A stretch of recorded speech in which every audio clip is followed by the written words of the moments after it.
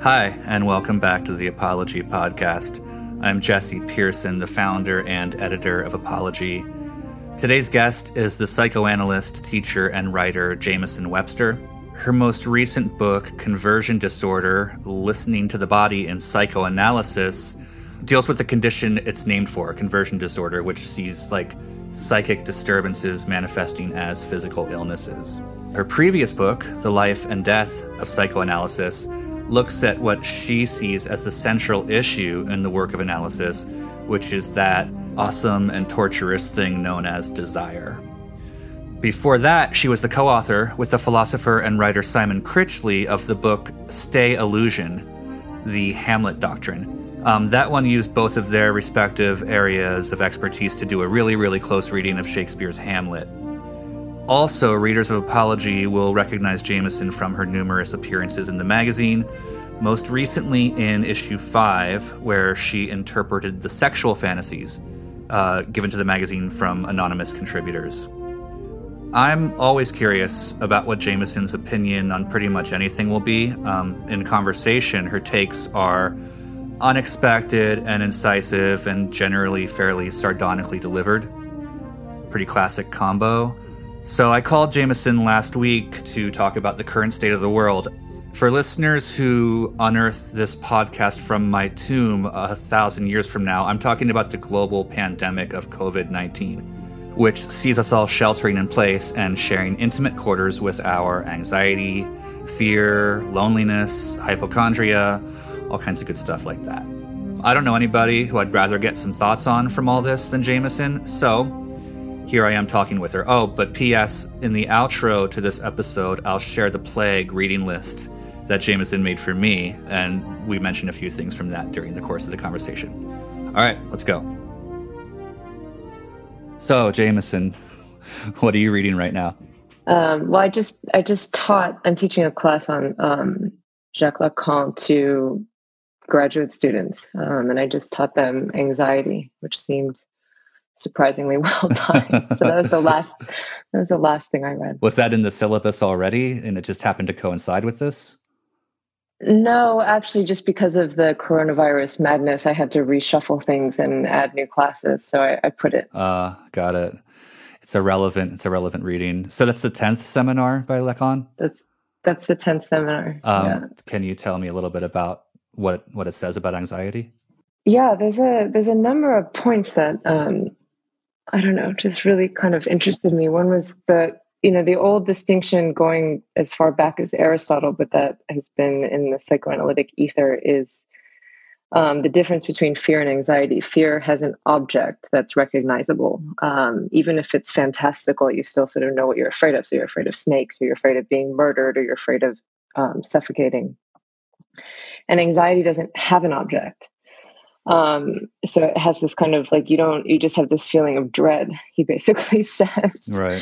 And it makes the anxiety sort of attached to itself, and it's like a full loop that you're then trapped in at that point, because there's no escape from it. And it has a quality of certainty to it because of that, even though its object is uncertain. So it plays on this kind of real strange edge between certainty and uncertainty. The certainty that something terrible is going to happen, but the uncertainty about what exactly it is. Right. So I thought that was incredibly helpful. And then the other thing that shocked me was that I looked at a whole bunch of readings about anxiety and even depression, and they all talk about breath. Breath. Wow. And I think one of the, when you're anxious, you can't breathe. And obviously the extreme example of that is a panic attack, yeah. In which case the person can often, pass out from not breathing. Yeah. But this had such a strange resonance to the extent that coronavirus and the symptoms of anxiety match each other. And Lacan says this weird thing. He says that, because there's this argument back in the day between Freud and Otto Rank, and Freud hated Rank. Uh-huh. And he writes all these letters. He's like, you idiot. I love how Freud was kind of petty about stuff sometimes. He's so petty. And he was so mad at these people for having their own theories that he thought were stupid. So wrong, stupid theory, according to Freud, was that all anxiety goes back to birth trauma. Mm-hmm. And Freud was like, well, that's stupid because not everyone's anxious and everyone's, was given birth to. So like your theory doesn't hold any water.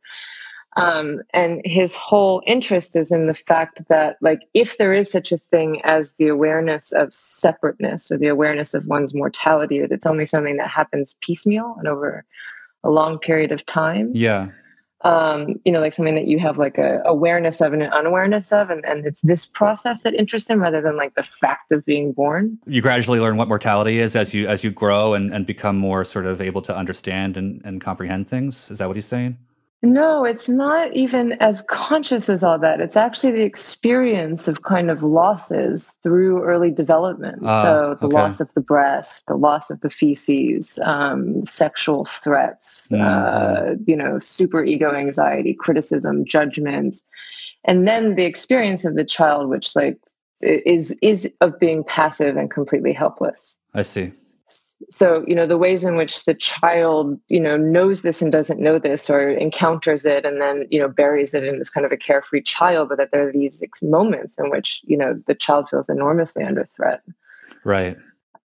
But Lacan brings up something very strange, which is that when we're born, the first time that we have to take in a foreign object into our body is not like, it's not like, oh, you leave the womb and that was so nice and then you're in the world and it's horrible. Right. He says what's actually traumatic for the child is having to breathe for the first time. Wow, because it means that like an external foreign object invades you from the outside. Yeah. And that's imprinted in us somehow. Yeah. And it's not just like, this thing that we're going to breathe the coronavirus droplets, or like how long they're in the air, or like what orifice they're going to get into, but this like question of the dangerous foreign thing. Yeah. And it's interesting. I see, fear is a reaction to something tangible and anxiety to the intangible.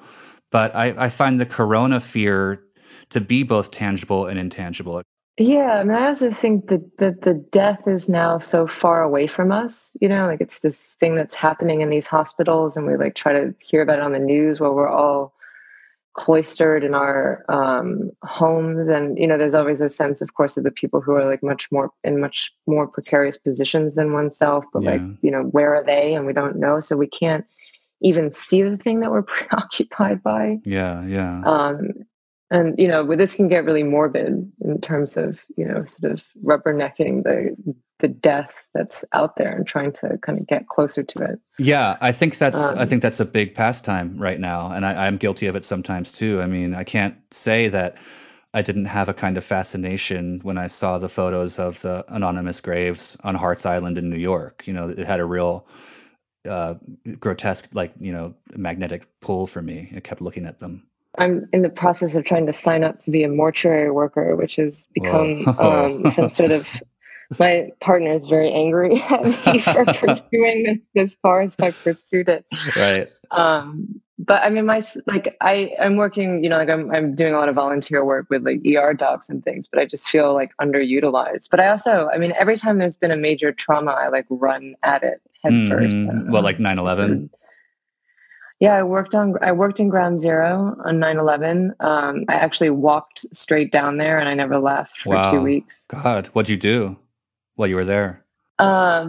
I actually set up a psychiatric unit. I found this guy who also went down there, whose name was Dr. Abad, and who ended up having like severe PTSD and being like hauled off the premises because he was like trying to break into buildings. But for a little while, we set up this unit. But I also did other things, like I washed people's eyes when they were filled with all the fiberglass that was in the air. Yeah. And that was another experience where the air itself was poisoned for you as well. I mean, that was another time when you were wearing a mask to be alive, right? Absolutely, yeah. I mean, I remember when the first rains came. I think it was like 5-6 days in. Yeah. And it like cleared the air of basically like like fiberglass was like getting into your pores. It was horrible. I had the story of how I got down there is ridiculous. But I was working at Chelsea Piers, and we were like trying to set up a call center for like people who had missing loved ones. And two things happened. One, the list that we were given was fake of people who were in the hospitals, and I like freaked out that we were giving fake information. And two, like the Scientologists showed up and like took over, and I freaked out. So I got a grocery cart and I loaded it with like drinks and supplies and walked down the West Side Highway. And at every police checkpoint or military checkpoint, actually, at that point in time, I was like, do you want a drink? Were those your passports to get through? Well, I mean, I looked like a worker because I had the mask and I had the helmet and I had like the gear on. And so I had this stupid cart. So they just acted like I was like, you know, like a stewardess. And they were like, thanks. And then I just like kept going. That's amazing. What do you think? You know, I've been thinking about the kind of, already I've been considering what kind of like mass PTSD this thing we're living through right now is going to cause. How long does the PTSD tend to last for somebody who lived in Lower Manhattan, say during 9/11? I feel like I must have had some kind of PTSD as a citizen of Manhattan then, but I don't know where it was or how it worked, you know? I think it's much more about the societal changes. I mean, things changed after 9/11, you know, and I think, you know, we have no idea what's going to happen with this, but I mean, there's something about an event that creates a before and an after, and the instability in one's sense of time and place because of that. I think that is PTSD because, you know, there's the trauma, which says like there's before this trauma and there's the person afterwards, and they're two distinct people. Right. But, you know, one's just much more heavy, I think, than the other, in which case we're going to be playing a game of catch up with ourselves for a very long time. Yeah. And everybody's going to have a relatively different level of what they're dealing with too, depending on what their experience was. Yeah. I mean, I'm so curious in a very morbid way again to see what this is going to do to the class relations in America once it all kind of is, you know, played out. I don't think it's going to be good. I mean, in the way in which I think that there should be class warfare, I'm worried that nothing's going to happen. Right. Like, that's more my fear. Yeah, right. And I've been reading like interesting articles by, you know, people who've written books on the effects of epidemics in literature and society. You know, some have said that these situations have led to revolutions, but other ones said that it's led to like authoritarianism. Yeah. You know, and at the moment that the world opens back up, you're going to have a lot of workforce available, and the rich are going to be able to treat everyone like shit. Yeah, extra exploitation when that happens. Yeah. I also think we'll see a lot of like advertising and PR messaging about like everything's great now, we're going to take care of you, Coca-Cola is comforting, that kind of shit. Because already there are tons of ads that are capitalizing on this. I don't know how they made them so quickly. I have a really hard time with the kind of salvific, I don't know, the memes and the togetherness. I mean, it's not like I don't go to the hospital every day at 7 and clap. I do it, and it like makes me cry. But I also kind of like, I think that's as collective as we get, is that like 5 minutes. Yeah. And when you celebrate it and pass it around and like use it as this narrative of like, look at America coming together, I think that we're blind. Yeah, I was going to ask you about this actually, because I think on the individual level, there's a lot of virtue signaling going on. And it's the stuff about like get out there and clap and everything, but it's also so many people on various feeds, Instagram, Reddit, whatever I look at, are like appointing themselves a kind of parent and telling you how to wear the mask and how to distance, as if they're an authority when they're just reading the same articles that we are, you know? Mm-hmm. Yeah, it's a way to feel in control. I mean, it's interesting because a lot of the the relationship breakdowns that I have been listening to with my patients is that one party in the relationship has taken this role to the other person's, like throwing their hands up in the air, like why are you telling me what to do? Like, why are you suddenly the authority on what's safe and not safe? As if anybody knows. But it's certainly a way that people manage their anxiety. I don't, it's not what I do. So it drives me crazy. But I also know that, I mean, I was joking with my class, my anxiety class, that I have like a certain configuration, otherwise known as hysteria, which means that we don't have any anxiety. we run headfirst into the same drama over and over and over again. So what is hysteria? Just permanent anxiety, or how do you define hysteria in the way you're talking about? No, hysteria gets rid of anxiety. That's why Freud called them he called it a beautiful indifference. You know, they would be in these affective storms or this kind of indifference, but that their anxiety was, really repressed. Okay. It hits you, it'll hit you later. There's like a moment at which, the system will kind of crash or it'll explode in emotion, but you're not the kind of person who's anxious and managing it all the time or using knowledge to, organize it. Is it kind of like the manic part of the manic depression cycle? Like you're untouchable and confident as hell when you're manic? It's close to that. It could, yeah. Yeah, but you're also untouchable when you're depressed too, which is interesting. You're untouchable in your hopelessness. Yeah. Yeah. Well, we're jumping around a lot, but that reminds me of something else I've been thinking about this, which is that the life that I'm living during this so far, I'm like mega distancing because I'm a high risk. I have an autoimmune disease. So the life I'm living right now is very, very similar to the life I lived when I had, when I was really deep in clinical depression a few years ago. It's basically the same daily routine for me. Getting better now, but it's like, it's crazy how this brings out that. It also brings out, I can't imagine what this does to hypochondriacs and people with OCD. So it's sort of like drawing out some of the worst symptoms of our conditions. It is, although I don't know if this is the case for you, but the melancholics, which is like the old-fashioned way of saying the real depressives, are fine. Why? Because they're used to this, they're and also and also when death is like knocking at the door, they're like, yeah, cool, like this is what I think about all the time, anyways. Yeah, bring it on. Right. So and this was Lars von Trier's sort of great trope in the movie Melancholia. Is that like when it was the end of the world, she was the one who was the only one who could help. Yeah, she was like there was something kind of ecstatic about the way she received it. Yeah.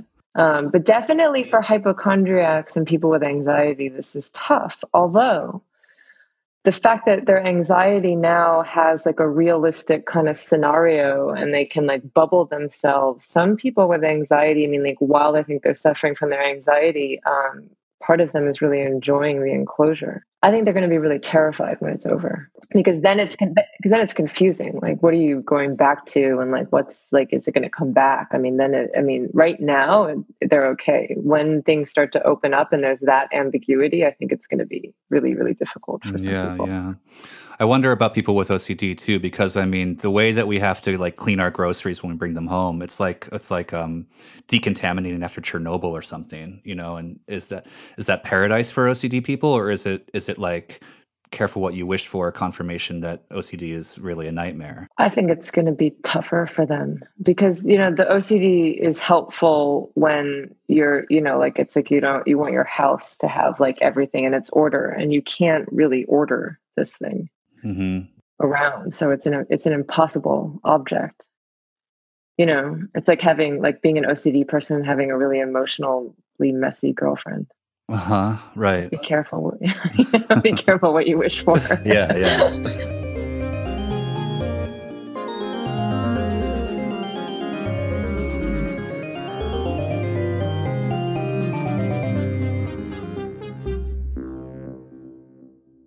Do you want to hear this thing? I don't know whether I'm allowed to talk about this. Oh, what is this? This is the email about working in the morgue. Oh, yeah. This is what they write. Body handlers will be requested to ensure that descendants. I've never heard this word before. Descendants? But no, it's not. It's descendants, which comes from decidere in Latin, which means the dying or the deceased. Oh, wow. And actually sedere, which means to fall, is the word that Lacan uses for the problem of the object in anxiety, that it's an object that's always falling away from you. That's a little too perfect. Yeah, so the body handlers will be requested to ensure descendants are properly tagged and packaged for placement in refrigerated storage. Bodily handlers will work in teams to transfer packaged descendants to storage unit. Personnel should be strong, willing, and able to lift dissidents, ensure that the remains are stored in an appropriate manner while working to maximize capacity of the units, maintain a current inventory manifest of all storage units, ensure that all operations are conducted in a safe and respectful manner. Jesus. So if you go and do this, what will be a shift? Like, what are you doing while you're there specifically? I don't know. It's the Fatality Management Task Force. Wow. It's a good band name. It is a good band name. So is Corona, by the way. I know. It is. So is COVID. Yeah. I was thinking about, it's interesting when you sort of told me some stuff to look at, to read a little bit. You mentioned Paul Celan's poem, Corona, which it's strange how it just happens to feel like it relates to this moment in a lot of ways. And then there's a song by the band The Minutemen called Corona, which actually, the title's referencing the beer, but the lyrics to that also feel like they fit the moment. It's about like class disparity between like white America and Mexican people. Oh, I have to go listen to that. Yeah. So you should make it the outro. Yeah. Well, you know what's funny? It's actually the theme song to Jackass, like the first 30 seconds, the instrumental part. So. Oh, really? Yeah. So it's got strange associations there. But tell me about, so this poem Corona, like what drew you to it other than the title? I mean, it was really the title, but, I think a lot of people who kind of care about him, and there's a lot of parallels, I think, with World War II, just because that was the last kind of global catastrophe somehow. Right. And if you're someone who thinks about, World War II and piles of bodies and internment camps, like you sort of go there and Celan's always the one. Yeah. And it's strange because this poem is odd in his work to the extent that it's really a love poem, and it's really a poem of possibility, which none of his poems are. His poems are like so abyssal. Yeah. And this one's so beautiful. But then, reading it with this title, and I wrote about this in the New York Review of Books piece. It just feels so manic and wrong. Yeah, but the poem's great. I don't know if one of us should read it or if I should put it on the website or what. Read it. It's not very long. What about you? I don't have it. I don't have it on me. Okay, I'll read it. Look it up. Yeah, I'd rather you read it, but I can if you want me to.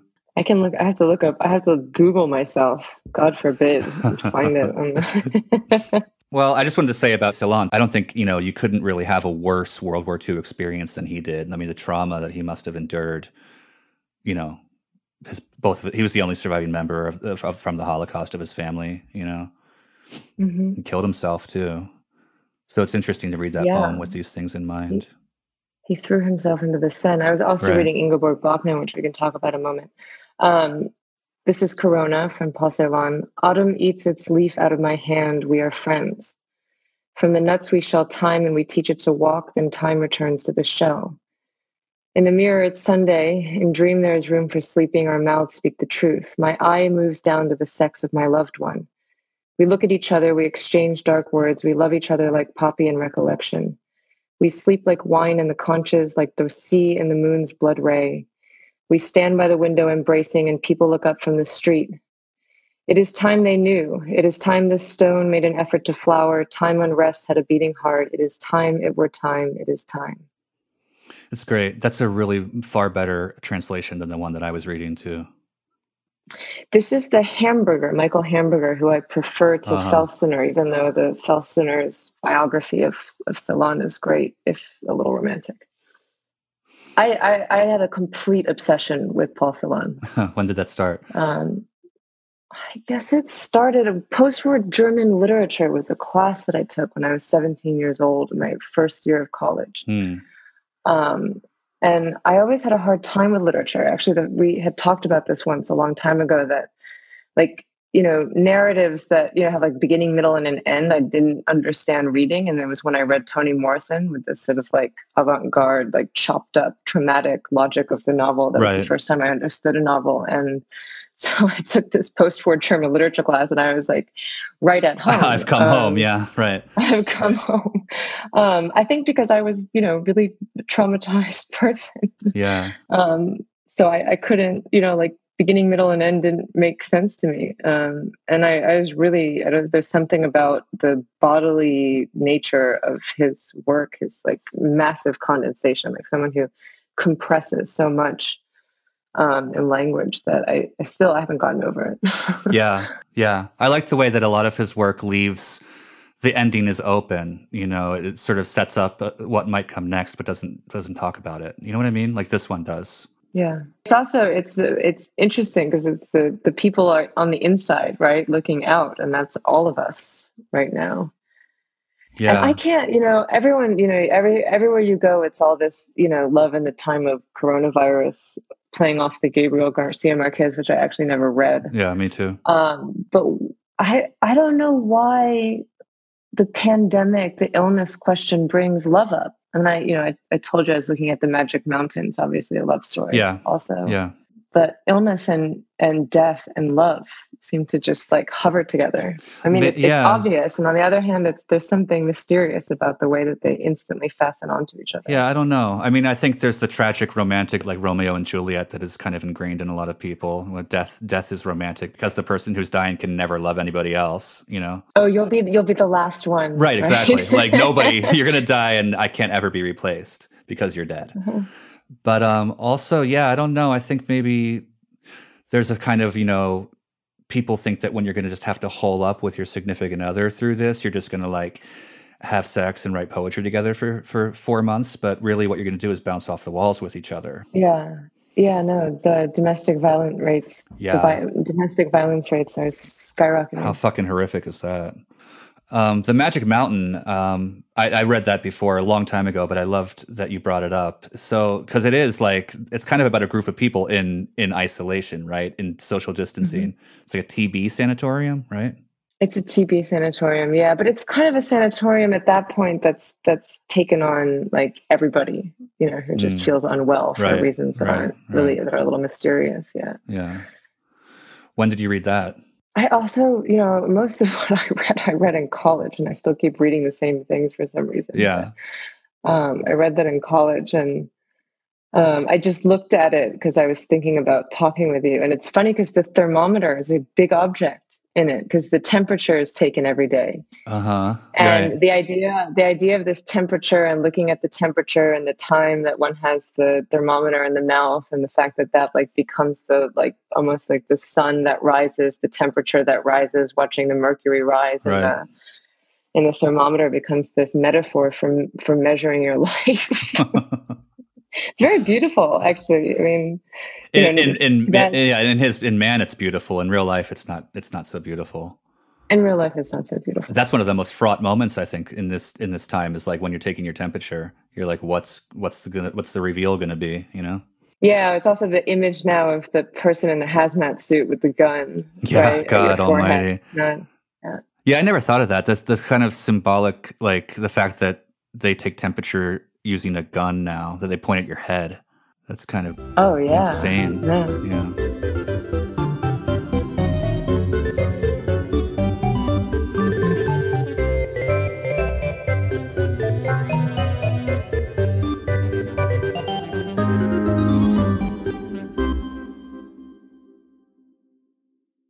When you speak with patients who are dealing with corona anxiety, what are some approaches you can give them, to kind of help them work through these things or work with these things? I know there's no through right now. The thing that surprised me the most is that the sessions that I've had that are really powerful or are like so unbelievably psychoanalytic. Like I thought, okay, well, we're in a crisis situation, all the gloves are off. Like we do what we need to do in the session. Like this is not psychoanalysis. This is not the time for like the deep internal reflection on whatever.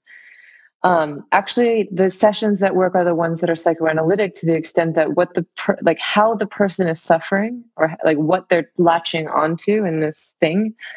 It's all from their past. Wow. It has nothing to do with what's going on. Yeah. And I think it's really helpful to, like, and I think it's really hard work. I think you need someone else to help you do it because of the immediacy of everything. And this is my job, but what's been incredible is to see precisely that I listen and I start to hear something that's pointing to a space that isn't the corona space. It's a history space. Yeah. So the corona is kind of it's a catalyst to go back into traumas from childhood even. Absolutely. I mean, I even, I signed up to do work with ER docs who do this amazing kind of mutual aid thing called COVID Cares. I mean, it's something that's been set up by like volunteers, and they've across the United States put doctors and staff or anybody really in contact with a professional. Mm-hmm. And so I started working with ER docs, and I thought, okay, well, I'll just, kind of come in and listen and be like a good crisis kind of person. And I have been like my psychoanalyst self, even with these doctors. I mean, the one doctor had this question, that for her, she can handle this, but she had one day in which she really kind of collapsed. She had this like very depressive reaction and she didn't know why. Mm. And we put the pieces together that she was reliving something from her history. And not just it was connected to a moment in her history, but on top of that moment was a pronouncement from her mother. Jesus. That said, these people won't be there for you. Only your family will be there for you. No one else will be there for you. And the events had played out for her in such a way in which she felt abandoned by her friends. That's the kind of stuff you go to therapy for 20 years to try to get, to uncover. No, I'm just really good. Right. That's true too. No. I think these moments, they like you can't always say that they're going to produce something, but there is the possibility that it's a tear in the fabric of reality, which can be very helpful because reality consumes you and makes you get away from yourself. Yeah. It's like there's a kind of a wound that lets you get inside. Yeah. When you do, that's why I wanted you to read the Kafka, by the way. Oh, I love the Kafka. I've read the Kafka many times before. I reread it though. Let's talk about the Kafka. So The Country Doctor, the short story "The Country Doctor" by Franz Kafka. Give our listeners the kind of like Cliff's notes on the plot of it. It's a very, Kafka story to the extent that like you don't know where you are, you don't know what's going on, but a doctor has been called. He like gets on his strange sort of hellbound carriage to go to the site where a boy is dying, and he's been injured by an axe. Actually, I can read it. The description. So he's got this wound, and it's this sort of gaping wound, and the description of it's amazing. It says, in his right side near the hip was an open wound as big as the palm of my hand.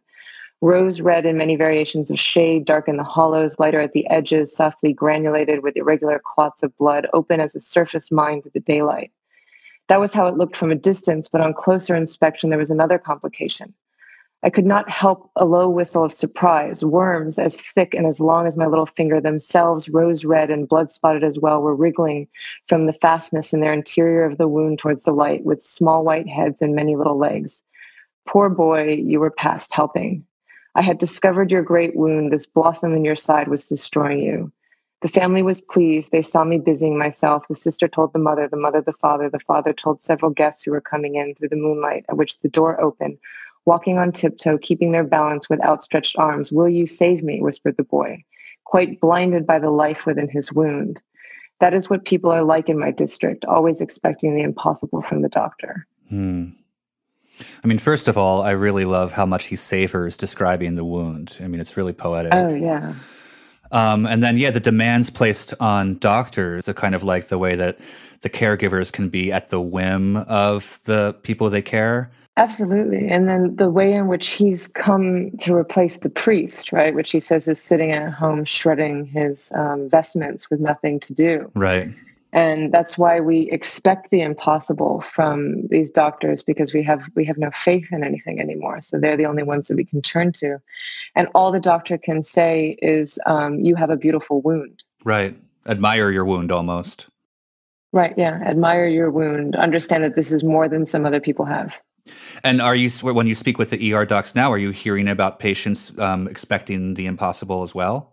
Oh, absolutely. I mean, it's not just that we expect the impossible, but that the impossible is placed on the shoulder of these doctors. I mean, we literally have a completely broken system. Yeah. If you look at Germany, like they're doing really well. I know. So we have put the impossible on the shoulder of these doctors. And then they'll be to blame when things collapse even further, unfortunately.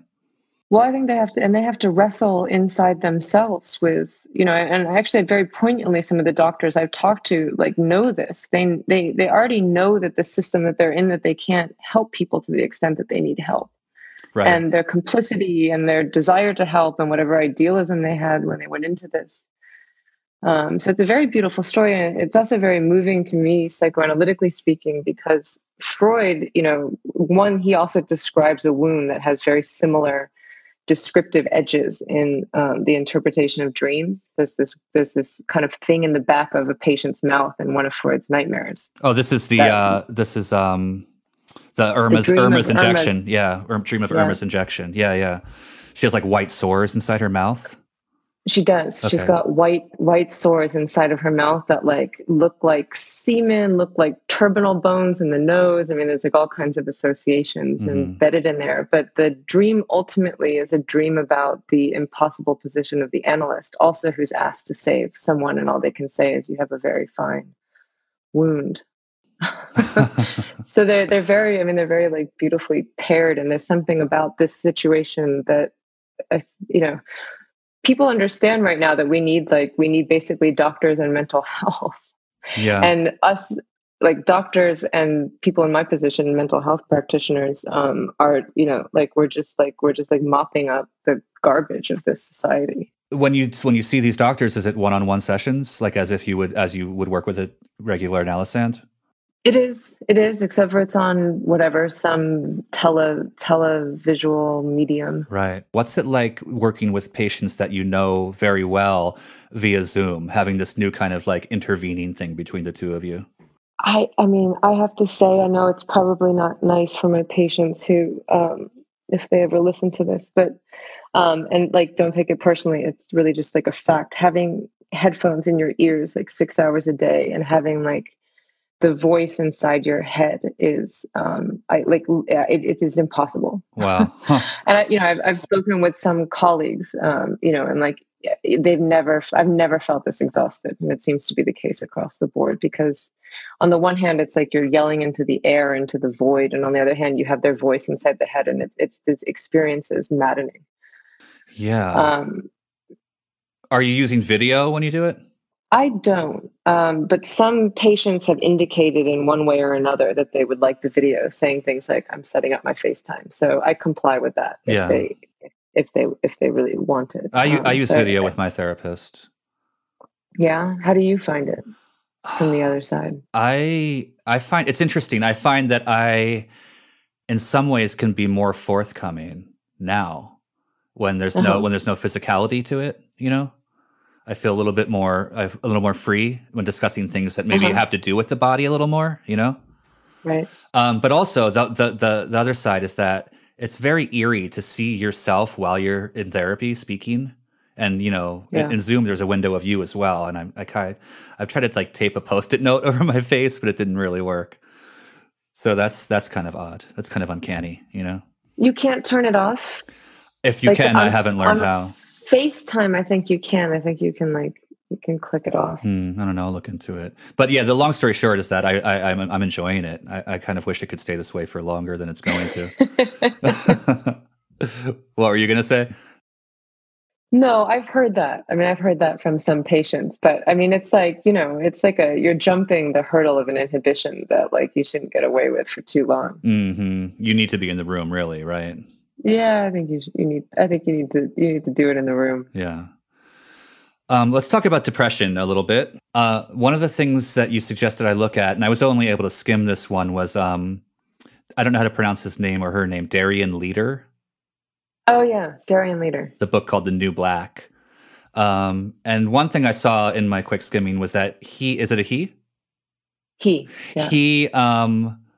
he was kind of replacing the word depression with either the word mourning or the word melancholy. That those feel closer to the actual experience than depression does. And that's interesting because I've been thinking about the experience we're having now as being like this kind of like, it's a mourning or a grieving that doesn't end. There's no getting to the next stage of grief. It's just a perpetual present tense of mourning. Darian Leader is the analyst in the Nick Cave movie. Okay. Do you remember? Yeah. What's it like? 120,000 Nights on Earth. Yeah. Okay, wow. He's the analyst in there. Just as like a factoid, he's also really he's great. Is he a friend? He's a colleague. He always blurs my books, but we only met once in person. We so emailed each other. But, okay. I'm a huge fan. He's got a book called Strictly Bipolar, which is about bipolar. He's got a book, What is Madness? He just wrote one like Why Do We Sleep, which I haven't read, but I really want to read. It's about sleep. Okay. And like, what are the problems with sleeping? How much sleep do you need? Like, why all this advice around sleep at this point in time? Yeah. And like the contradictions inside of it. Sleep is a struggle. I agree with you. I think the problem right now is it's the kind of moment of waiting. Like everyone is in this limbo, and there's a moment in depression that's like that. But I think in depression, there's a comfortableness in the darkest part of it. Yeah. There's a like old psychoanalytic trope, which is that the moment that you have to be the most worried about a depressed patient is when they come out of it. Yeah. Like that's when they're the most at danger of committing suicide.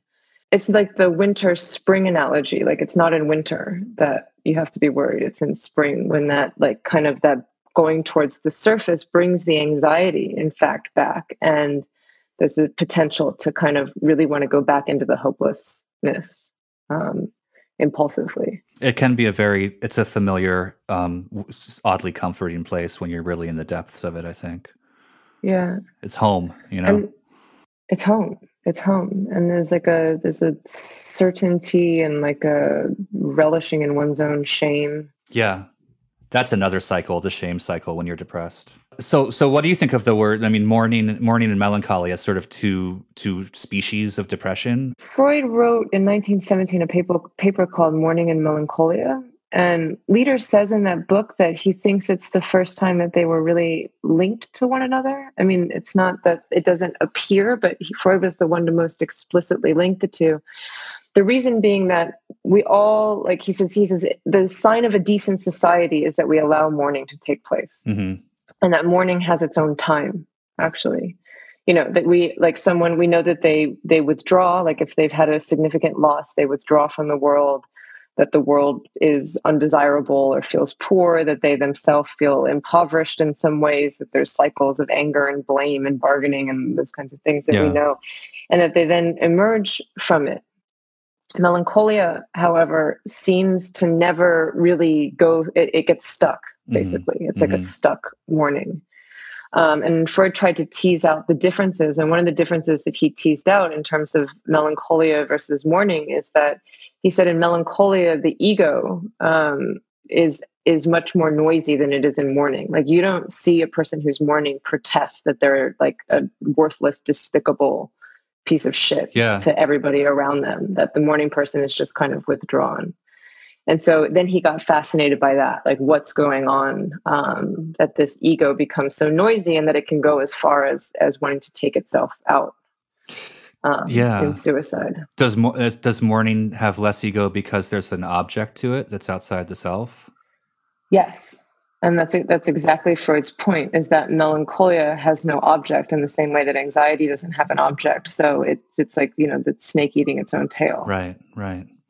What did Lacan say about this stuff? Lacan's kind of a dick about melancholia. I don't know why. I mean, he said these things like he thought it was just cowardice. He got in a lot of trouble for that. Right.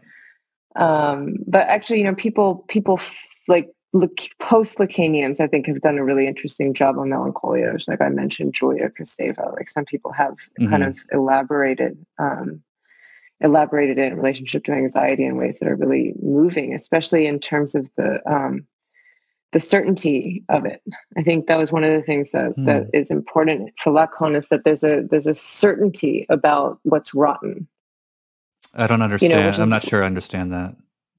Like, I am a piece of shit. Oh, okay. Like I have done nothing good in my life. Right. Okay. Like, I don't deserve to be here. If you like me, then there's something wrong with you. Yeah. Like, there's right. this incredible element of certainty about things that we can't really be certain about. Yeah.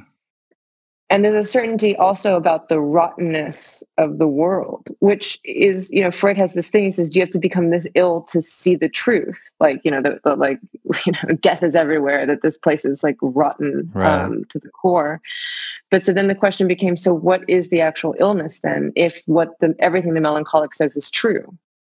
Yeah. And the illness became the certainty that they have about themselves being culpable and guilty, because one cannot know something like that. And the other thing was the lack of desire. Like, yes, okay, fine, the world's rotten, but what do you want in it? Why can't you have to want something? Yeah. Do you want it to be a better place? What do you want?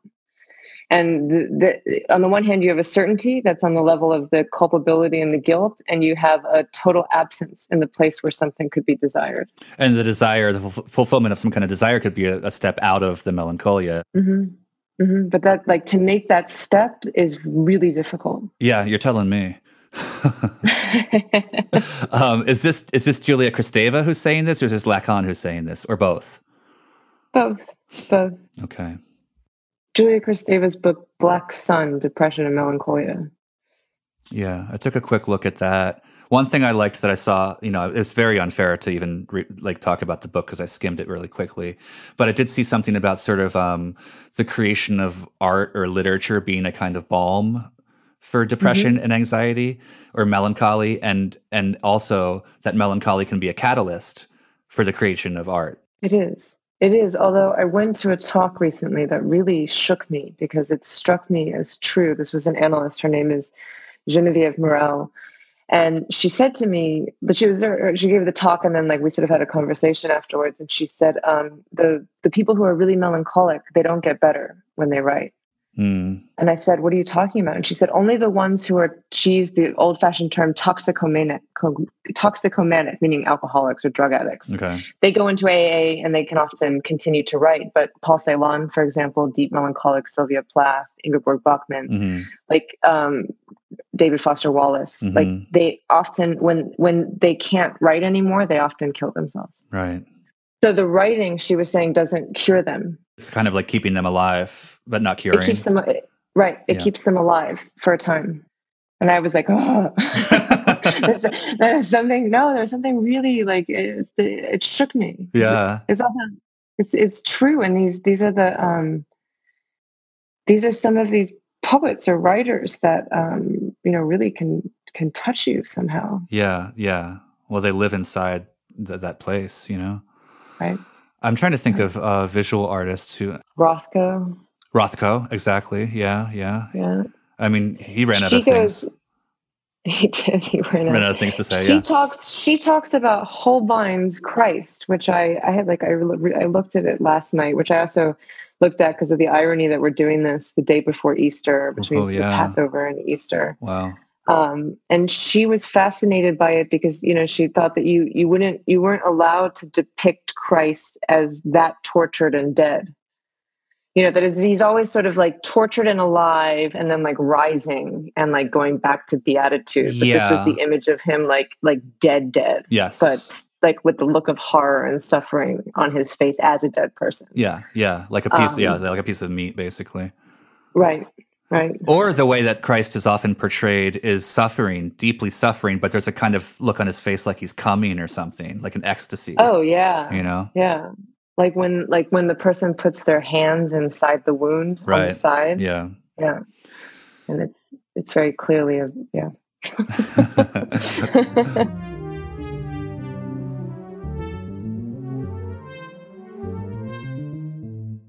When we started talking about, sheltering at home with your closest, people, your family or your chosen family, you immediately brought up incest. I did. Which I love, first of all, just thinking about it, but I'm not thinking about incest, but yeah, never mind. I'm digging a hole here. So yeah, you immediately brought up incest and Claude Levi-Strauss, right? So tell me about that. I mean, Freud's whole system is like, on the one hand, that there's the prohibition against incest is very important, and that this is like the law, and this is what we as need in order to be human beings. I mean, it's weird, but that's like his idea. And then everything conspires against it.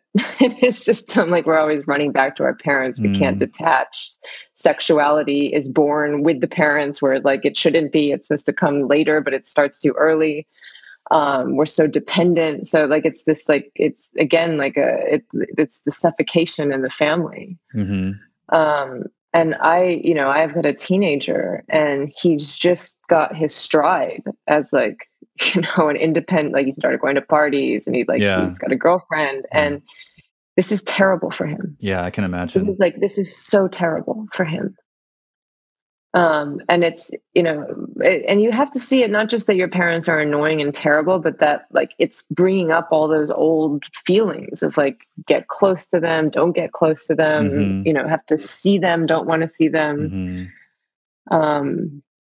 You see like whatever, you see the worst with your parents who are stuck together and fighting all of the time. So, I mean, it's like a return to the incestuous family fold. And this is also why I think domestic violence is up, which is it's between partners, but it's also for children too. Yeah. Because we're not supposed to be together.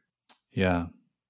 And, it seems like something that's very difficult to say. I mean, it's there, the statistics are there, the warnings are there, at the same time that, like, if you look at the Reddit or you look at the Instagram, everyone's like, yay, look at me with my family. Right. Baking bread. Yay. Yeah. And I just, psychoanalytically speaking, can't imagine that there's not immense conflict going on for everybody. Absolutely. I mean, I can't think of a bigger horror than being locked in with my family for this, Yeah. Maybe if you took the word incest out of it, people would be more willing to listen, find a synonym for incest. Yeah, but you're not supposed to do that as an analyst. You're supposed to keep it real. Yeah. So, incest. You also just scream it from the mountaintops. You also mentioned a book called The Incest Diary by Anonymous, and I've never heard of that. What is that? Oh, I don't know why I mentioned this. I mean, it's this strange book, like you don't know whether it's real or not, but it's the story of a girl's, like sexual abuse by her father for 20 years of her life. And, it has this kind of voyeuristic quality to it, which is really problematic. You have this question, like, should this be published? Should I be reading it the entire time? Right. Like, also because it's very graphic, and the taboo aspect of it is that she describes her pleasure. Oh, wow. Coupled with rage. And, I bring it up because it's the rawest form of incest. The problem with incest is both that it's pleasurable and like the worst pleasure that you can have, which is why you need to bring the rage in to try to get yourself out of it. Right. And she really does describe like the cycles of that and the difficulty of it and the confusion of it.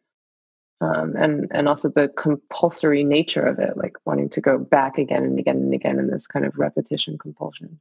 And also the for the abuser, the way in which she described the father, that how he wants it, can't stop himself, hates himself for it, takes that hate out on her, takes it out on himself, takes it out on his wife. Another book that you mentioned that I hadn't heard of, but the title alone thrilled me is The Rectum a Grave by Leo Bersani. And I skimmed that. I found a download of it, so I'm going to read it. But it seems to be about the AIDS crisis and cultural and political reactions to that. Is that right? Yeah. Or to male sexual promiscuity, male homosexual promiscuity, it seems too. I know that I read a passage about bathhouses being reviled by politicians, for example. Right. But then he actually, the thing about Bersani that's interesting is I think he's a very careful, psychoanalytically minded thinker. And it's not just that government wants to police desire and the hatred for the freedom that the gay men take, but then he also takes queer theory to task for celebrating themselves as gay and thinking that gayness is just political equality. So then he goes back to the bathhouse and he says nothing is more hierarchical and hierarchically ugly than a bathhouse. Right. And I think it's a really interesting point. And then he kind of spins the entire thing to say that what sexuality does is it buries all of our moralistic pretensions. And that's why it's so important, because like the way in which it kind of races through the world, it's like there's no place in which you're going to feel safe, that you can feel like the good guy. And this is the reason to pay attention to sexuality. So that's where like is the rectum a grave kind of comes from that. So it's both about the policing of desire and then the way in which we also want to be on the good side of desire. And that's also a mistake. And I think we see that in this. I mean, I do think there's something about the way in which government, it invites a kind of police response, in which all kinds of things get mixed up. There's that's interesting. The other kind of question for me was to like, I don't know, just think about the body, which is very important for him to think about, like, you know, ways in which the body is wrapped up in this. So I don't know. I think I can't get away from this question of like suffocation, and the question of lungs and the question of breathing. I can't like help thinking about like Eric Garner, like I can't breathe, right? Like that, there were like some sick repetition of that God. Moment, and all of the ways in which we are strangulated by the state that doesn't help us in the right ways and polices us in others. You know, like that we're in this kind of stranglehold there. And you don't want to use illness, you know, as a metaphor, but we also can't help it. And it's that famous Susan Sontag piece, you know, illness is a political metaphor. Right. And she, on the one hand, cautions and on the other hand says, but, you know, we are like sick. Yeah. You know, like society is sick. So we can't help but kind of, you know, use this and have to deconstruct it and be careful and, but maybe also think about it. Yeah. Yeah. I mean, when you frame it as an illness, you also kind of start thinking about the idea of a cure as well. Yeah. Bersani seems really interesting. I didn't know anything about him. What's his story? Yeah, it's funny. I taught him a couple of weeks ago, and I hope he's okay. He's very old now. I think he's in his 90s. And, you know, he's gotten in a lot of trouble because he, you know, there's like during the moment of like queer theory, which we're still in, you know, it's like queer, yay, LGBTQ, right? You know, he wanted to caution a lot of the equivalences that were being made, you know, that any of these things automatically equal moral superiority or even moral goodness, and to be careful of the kind of superego that comes along with that. I wonder, is the desire that Bersani's talking about in that book only a desire that's like realized, like a non-sublimated desire? Do you have to like let it sort of flower and be honest about your wants before it can become something that's able to be, I don't know, policed? Yeah, yeah. As long as you're repressed, it's okay. You know what I mean? Yeah. That was the cost of civilization, Freud said, was that you're supposed to abandon a certain quantity of pleasure. And, you know, I think people renounce it to varying degrees, but I think a lot of people really renounce pleasure. Yeah. And, you know, the psychoanalyst fights against this renunciation, but a lot of ressentiment comes from the fact that other people have more pleasure or are imagined to have more pleasure, which is where racism comes in, by the way. I mean, racism is this like imagination of the other person's whatever, something that they have something that we don't have.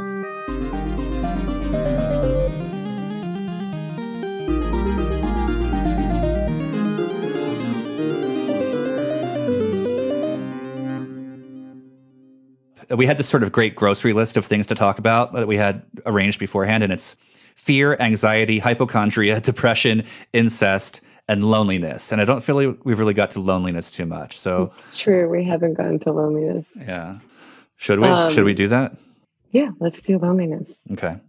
You know, I've said to my patients who are alone, right? So and you're in this situation, there's people who are alone and who haven't like seen another human being, some of them for now, we're going on 5 weeks.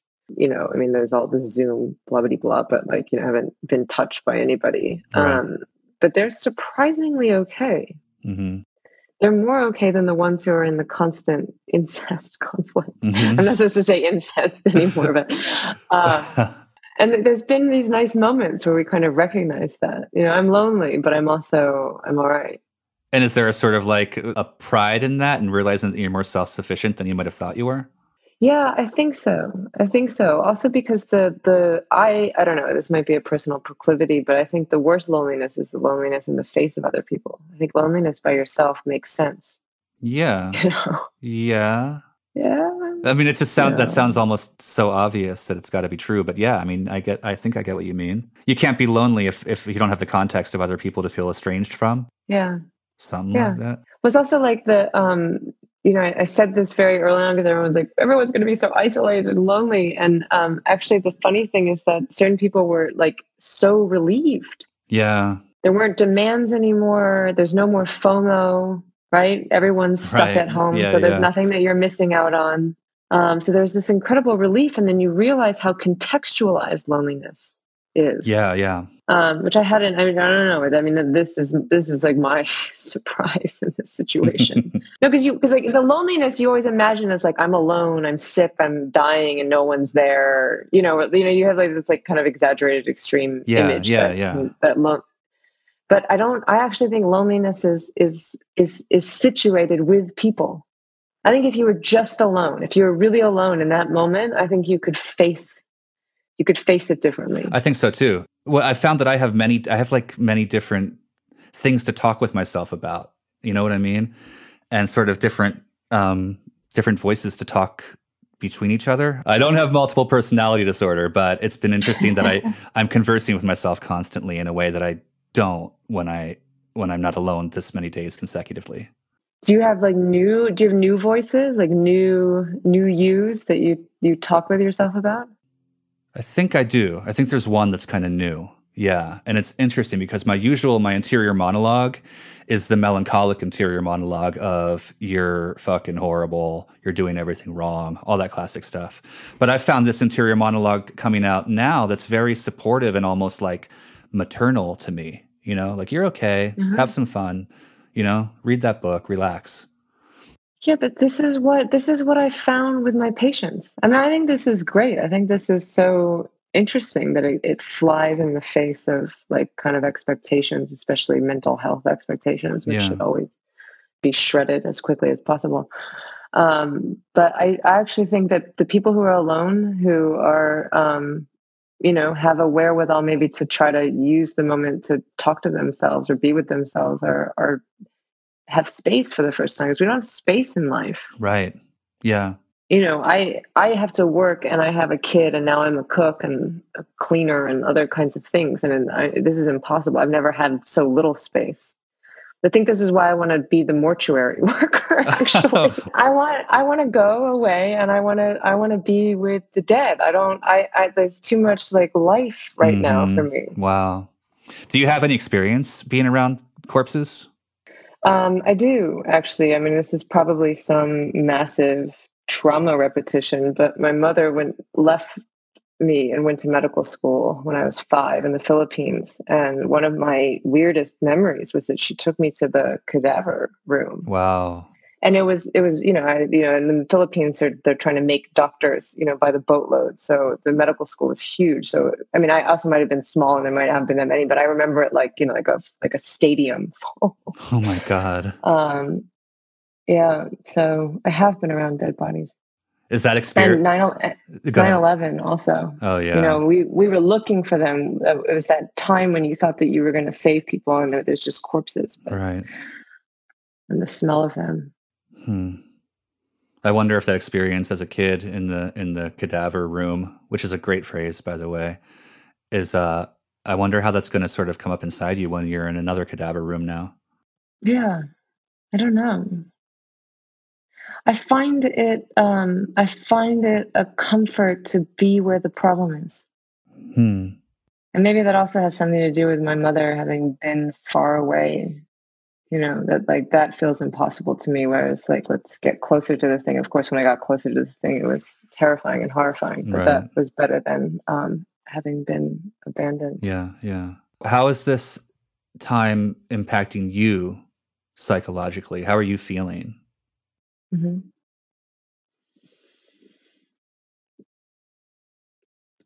I find the home life really hard. I think that's the thing I'm having the hardest time with. For all my talk of incest. My kid is mad at me, and my partner does not like the over togetherness. Right. I feel just like pushed around, Yeah. And I find the work with patients really tough because I think it's better in person. And, I think phone sessions can work absolutely in the way that you've experienced, but to do them back to back to back all day.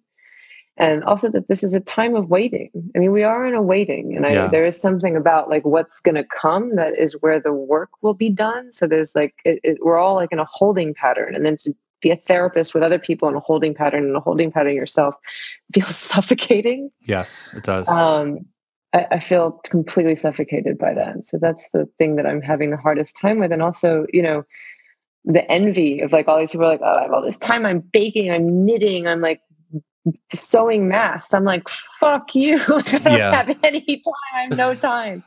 And like there's like this prescription right now of like, utilize this time. And I'm just mad. I'm like mad that why aren't you becoming like a pioneer craftsperson? Why aren't you like building a covered wagon right now?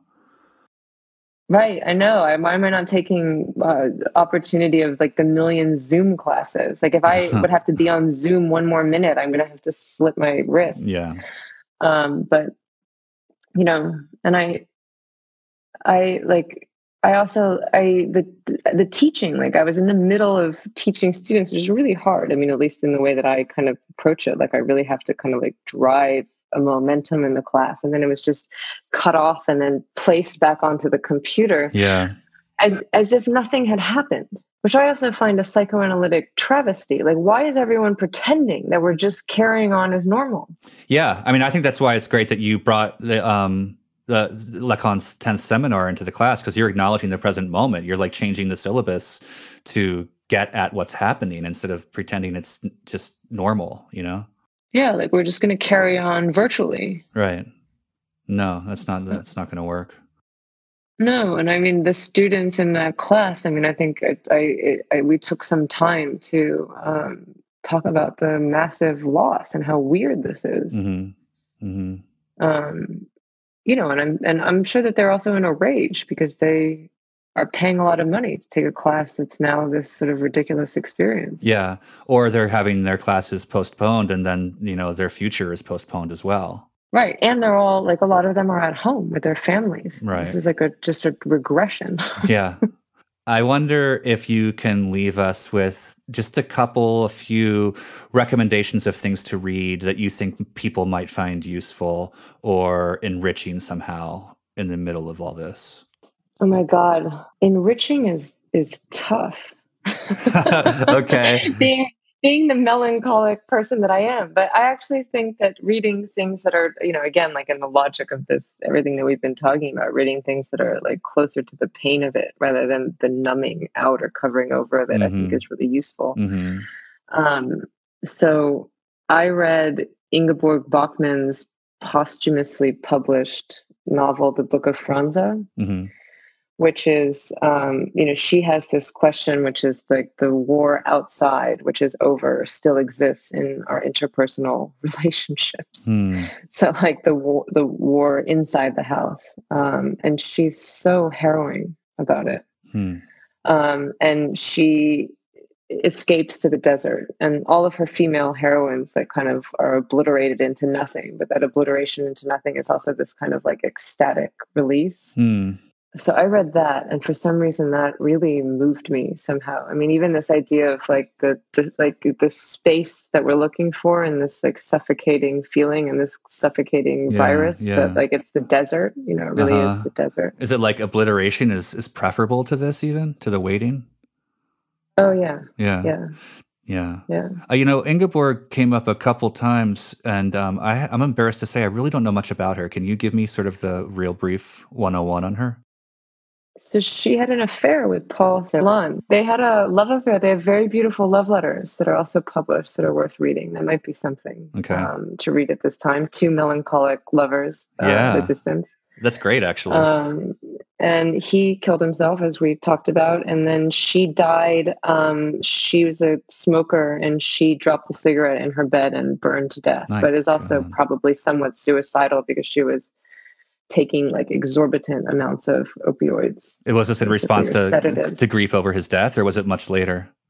I think so. It was later, but I definitely think it was. And it was also something had happened in her marriage that she felt very betrayed by her partner for him taking notes about her. Oh, probably for a novel. That's invasive. Yeah. I kind of like that she died in fire and he died in water. Yeah, I do too. I hadn't thought of that, but that's very beautiful. So that would be uplifting, enriching reading. Another reading. I mean, I did mention this in the New York Review of Books, but I've been reading Simone Weil. And her anger, like her kind of anger and her assessment of the world actually was kind of uplifting. And I read her reading of the Iliad. Yeah, I got to check that out. Or the Poem of Force. It's an easy to read essay. It's 26 pages. And for people who are listening who don't want to go to my webpage for the show notes, most of the names we're saying are either known or you can kind of spell them out phonetically. But Simone Weil, her last name is spelled Weil. And the book is called The Iliad or the Poem of Force. Sorry, just wanted to get that out there so people know. Please continue. And probably Gravity and Grace, which is like these kind of fragments, almost diaristic, would be something worth reading now because it is about silence. That's by her too? Yeah, that's by her too. And it's about like dispensation, like kind of how can you ever lift yourself out of the weight of the world? What's different in her reading of the Iliad from other readings? Many people focus on the characters. It's like Agamemnon or it's Achilles, and the different kind of conflicts. And she says the real central character is just force itself, which, is running through society and various people get their hands on it and are destroyed by it. Yeah. But that it's not a person, it's a thing.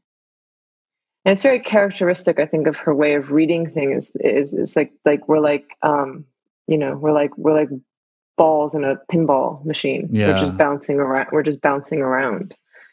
And the kind of grace that can come from recognizing that would be different from the person who tries to control it or get away from it. That sounds suspiciously like negating the idea of free will to me, which scares me.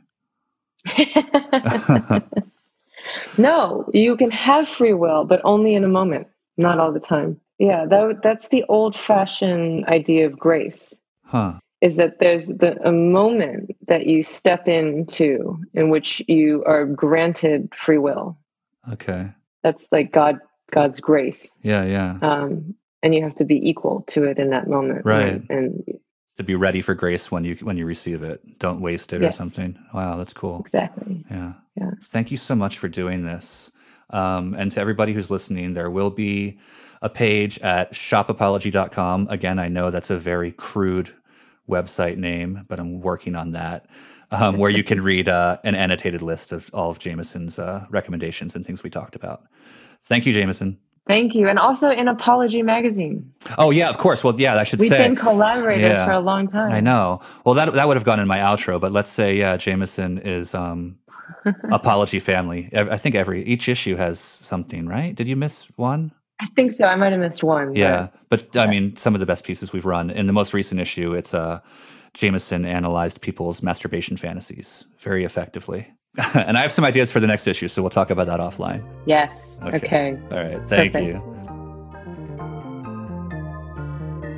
Thanks for listening. I hope the conversation was helpful to you in some way. Since I spoke with Jamieson, she has shifted from applying for mortuary work and is now serving as an intermediary to help families say goodbye to their loved ones who are dying of COVID-19, or say goodbye just in case before they're intubated, which seems more often than not to be followed by death in this case. I don't know which of those two jobs would be more traumatic, and I'm grateful I will never find out. And I'm infinitely impressed with Jamieson for finding ways to apply her skills and be of service right now. I'm going to rattle off this reading list in a sec, but first I'd like to humbly beseech thee to like, share, and review this podcast. You can find the magazine and other merch at shopapology.com. There are reading lists for each episode up there too, but I want to read this one aloud here because it's so much timelier than these things usually are. So get a pen and some paper, or just write this all down your arm. Here we go. Sigmund Freud's book, Inhibitions, Symptoms, and Anxiety. Jamieson's own book, Conversion Disorder, features a chapter called Coitus Interruptus, which deals with anxiety. Lacan's Seminar 10 on anxiety. Julia Kristeva's, that's Kristeva, for those who don't know, book Black Sun, Depression and Melancholia. Jacques Hassoun, that's Hassoun, his book The Cruelty of Depression. And Darian Leader's book, The New Black. We spelled Darian's name earlier in the podcast, so if you weren't listening, that's on you. Next up, The Incest Diary by Anonymous, which I had never heard of, and I'm definitely morbidly fascinated to find and check out now. Kafka, Franz Kafka's story, The Country Doctor, which you can find in any good collection of his shorter work. And then the chapter on the dream of Irma's injection, which is the first dream in Freud's book, The Interpretation of Dreams. From Ingeborg Bachmann, that's INGEBORG BACHMANN, we have Malina, which is spelled MALINA, and The Book of Franza, FRANZA. As you heard earlier, we have Paul Celan's poem Corona, which you can easily find online. And then Simone Weil's The Iliad, or The Poem of Force. I've read a fair amount of translations of the Iliad, but I've never heard of this one, and it sounds like a whole new approach, so I'm going to check that out for sure. The Magic Mountain by Thomas Mann, which is one of the great sickness books of all time. And finally, Is the Rectum a Grave by Leo Bersani. That's Bersani. Since I spoke with Jamieson, actually before I spoke to her, I downloaded a PDF of that, pretty easy to find, and it's a really radical text that feels very relevant still today, so that's worth a read too. All right, thanks for listening. See you again soon.